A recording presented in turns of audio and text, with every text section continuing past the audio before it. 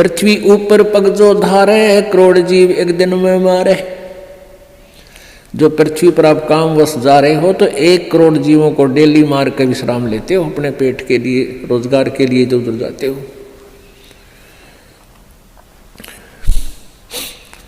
सत्तर ब्राह्मण की है हत्या, जो चौका तुम देव नित्या। जो चूल्हा लीप के प्रतिदिन चूल्हे के आसपास पहले गोबर से लीपया करते, गार से, ये इतना क्षेत्र में जो तुम लिपाई करते हो तो इतना पाप है आपको 70 ब्राह्मण मार दियो। ब्राह्मण माने भक्त। वैसे तो किसी भी जीव हत्या कर दें, किसी मनुष्य की हत्या कर दें तो महापाप है, लेकिन भक्त की हत्या करना और घोर पाप है। अब जैसे पोचा मारते हो आप जी प्रतिदिन, आजकल तो फिनाइल से लगाया जाता है। वो किस लिए लगाया जाता है कि वहाँ कीटाणु नाश कर दिए जाएं, वो कीटाणु मरे जो हानिकारक होते हैं। तो वो जब तक आप सतगुरु कबीर परमेश्वर जी की सत साधना पूरे संत से लेकर नहीं करते, नकली संतों से नहीं, जिनके पास ये सच्चा नाम हो जो दास देता है, तो तब तक आपके दोनों ही पुण्य और पाप भिन्न भिन्न लिखे जाएंगे और वही आपको भोगने पड़ेंगे। फिर सारे के सारे पुण्य भी मिलेंगे। जैसे हाली का उदाहरण दिया कि उसने जो एक अलाई में इतने जीव मार दिए कि 1000 कसाईयों जितना पाप हो गया। फिर उसके द्वारा बीजी गई खेती से कुछ ऐसे दाने नीचे गिरे, ऑटोमेटिकली वो जीवों ने खाए, वो पुण्य हो गया। तो वो पुण्य और वो पाप अलग अलग लिख दिए, पुण्य थोड़े और पाप गणे। तो ऐसे ही आप पोचा लगाते हो या अपने काम वश जाते हो तो सभी आपके पैरों के नीचे प्राणी मरते हैं। और ऐसे जीव हैं जो हमें दिखाई भी नहीं देते, हवा में हैं, वह भी मारे जाते हैं। आप मोटरसाइकिल पर जा रहे हो, आप देखोगे आपका कपड़ा भी मैला हो जाता है और हवा में उड़ रहे अदृश्य जीवों के द्वारा उनकी मृत्यु आपके छाती पर, मुंह पर सब लग लग कर मर रही है। पंखा चलाते हैं, पंखे में भी जीव मर रहे हैं। अग्नि जलाते हैं, अग्नि में भी जीव मरते हैं। आटा गूंथते, आटा उसमें भी, सब्जी बनाते हैं उसमें भी। तो ये उन भक्तियों से ये समस्या हल नहीं हो सकती। परमेश्वर कबीर जी की भक्ति से आपके ऊपर क्या होगा कि ये जो पाप तो हैं लेकिन उनको करना उद्देश्य नहीं, तो वो पाप आपका नहीं लगेंगे, उनको लगेंगे जो इस दास के द्वारा बताई गई साधना नहीं कर रहे। उनको तो पूरे लगेंगे, उनके बैट अकाउंट में लिखा ही जाएगा वो। और इससे नहीं लगेंगे। कहते इच्छा कर मारे नहीं, बिन इच्छा मर जा, कह कबीरदास का पाप नहीं लगा। इच्छा कर कैसे मारे? जैसे शिकार खेलते हैं या वैसे कोई भेंट देते हैं, कोई कि तो बकरे चढ़ावे हैं, कि तो बोक चढ़ावे हैं, कि तो झोटे काट कर डाले जाते हैं मंदिरों में। या ये मुसलमान भाई ईद बकरीद मनाते समय जीव हिंसा करते हैं, ये तो है नोवेंगली जान के करते हैं, ये तो पाप लगेगा। इच्छा कर मारे नहीं, अरबन इच्छा मर जाए। ये आप चल रहे हो अपने काम के उद्देश्य के लिए, आपका मारना इच्छा नहीं है, लेकिन वो अपने आप मर रहे हैं तो मरने दे। लेकिन सावधानी अवश्य बरते। जैसे सामने आप जा रहे हो और चींटियों की लाइन है या इन मकोड़ों की, चिट्टों की जो लाइन है और वो बहुत बिखरे हुए हैं, तो उससे बचने की चेष्टा करें। और बचने की चेष्टा नहीं बच पा रहे हैं तो फिर भी थोड़ा बहुत बचाव करके उनके ऊपर से निकल जा। फिर भी कोई मरता है तो आपको दोष नहीं है। तो परमात्मा की भक्ति से क्या होगा कि आप जी के जो प्रतिदिन आपसे जो अनजाने में पाप हो रहे हैं, वो इन जाप करने से भगवान की जो भक्ति आपको दी है परमात्मा की, और प्रतिदिन जो आप नित्य वाणी बोलते हो, पढ़ते हो, सुनते हो, इनसे आपके प्रतिदिन वो पाप अनजाने में किए हुए साफ होते रहेंगे। जैसे आप कपड़ा पहनते हो, कपड़ा प्रतिदिन मैला होता है उसको साबुन और जल से धो लेते हो तो स्वच्छ हो जाता है। ऐसे ही आप जी का जो प्रतिदिन किए हुए नित्य नियम, प्रतिदिन किए हुए मंत्र भक्ति के, ये आपके ऊपर अनजाने में हुए पापों को डेली साफ कर देता है। फिर शेष रहे आपके संचित कर्म, जो पहले जन्म जन्मांतर के आपके ढेर लगे हुए, तो परमेश्वर की सत भक्ति से, सतनाम से वो सभी नष्ट हो जाएंगे, वो फूंक दिए जाएंगे, जला दिए जाएंगे, नाश कर दिए जाएंगे। ये पूर्ण परमात्मा सत्य पुरुष कबीर देव जी की भक्ति से ही वो संचित कर्म और ये वर्तमान के जो क्रियावान कर्म और प्रारब्ध के पाप कर्म, ये सभी पाप कर्म परमेश्वर कबीर जी की भक्ति से नष्ट हो जाते हैं, समाप्त हो जाते हैं, नाश हो जाते हैं, खत्म हो जाते हैं। और किसी भी साधना से इनका कर्मों का नाश नहीं होता, दोनों ही भोगने पड़ते हैं। संचित भी नो के नो रहेंगे, डिपॉजिट, संचित माने डिपॉजिट, पहले के जन्म जन्मांतर के आपके बैंक भरे पड़े हैं भगवान के दरबार में। पापों का अकाउंट और पुण्यों का अलग अलग होता है। तो इस प्रकार हमने इस परमात्मा की सत्साधना से अपना मोक्ष करवाना है। अब जैसे कर्म करेगा ऐसा ही फल देगा भगवान, तो इस विधान से तो हम कभी भी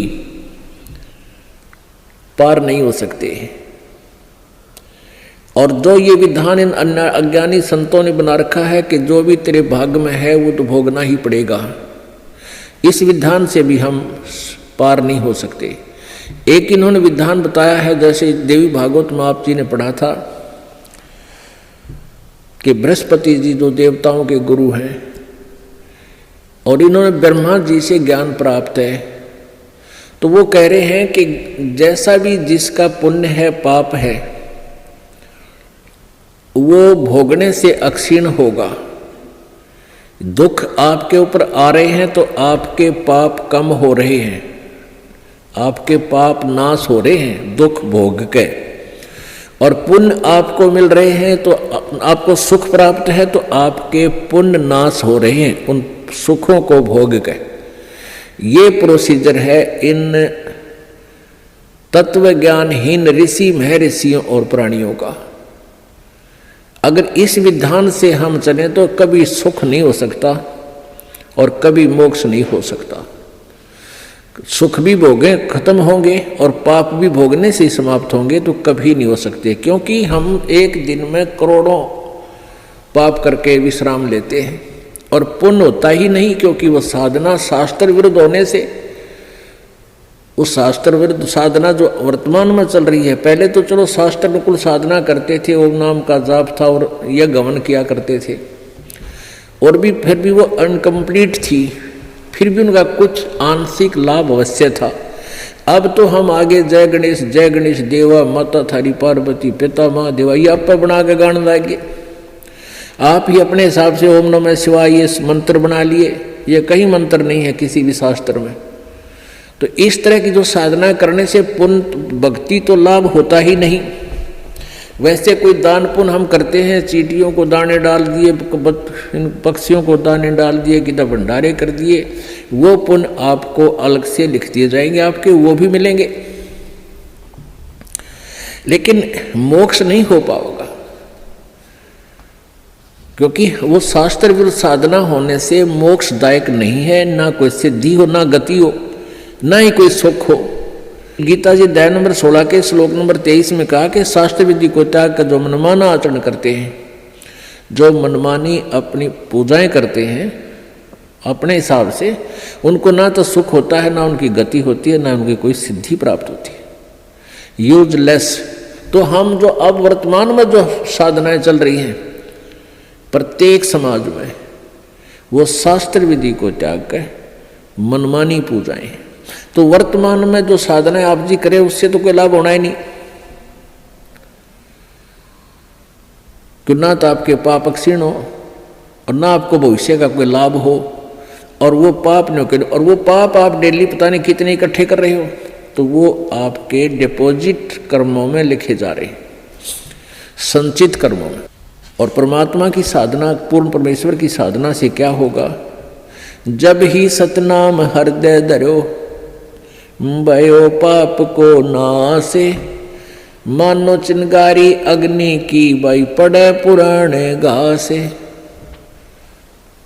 जब ही सतनाम हृदय धरो, जब आप सच्चे मन से सतनाम का जाप करना प्रारंभ कर देते हो, आपके संचित कर्मों में ऐसे आग लग जाती है जैसे 1000 टन सूखा घास फूस पड़ा हो और उसमें एक चिंगारी माचिस की तिल्ली लगा दी जाए,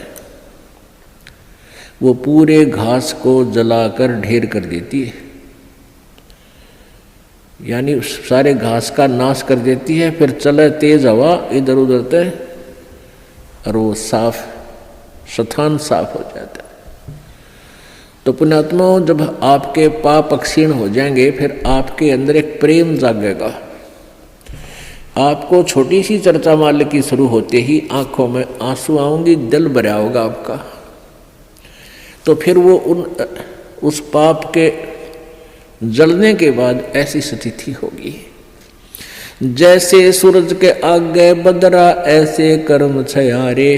प्रेम की पवन करे चित मंजन झलके तेज नयारे। कि आपके ऊपर पाप कर्मों का ऐसे साया जमा हुआ है जैसे सूर्य के सामने बादल आ जाते हैं, बादल, और सूर्य विद्यमान होते हुए भी हम उसको नहीं देख पाते, अंधेरा छा जाता है। और कहते हैं फिर तेज हवा चलती है, परमात्मा कबीर जी बता रहे हैं, तेज हवा चलती है तो बादलों को तित्र बित्र कर देती है और फिर सूर्य का प्रकाश आपके सामने बहुत ज्यों का त्यों होता है। यानी परमात्मा को निराकार बताने वालों ने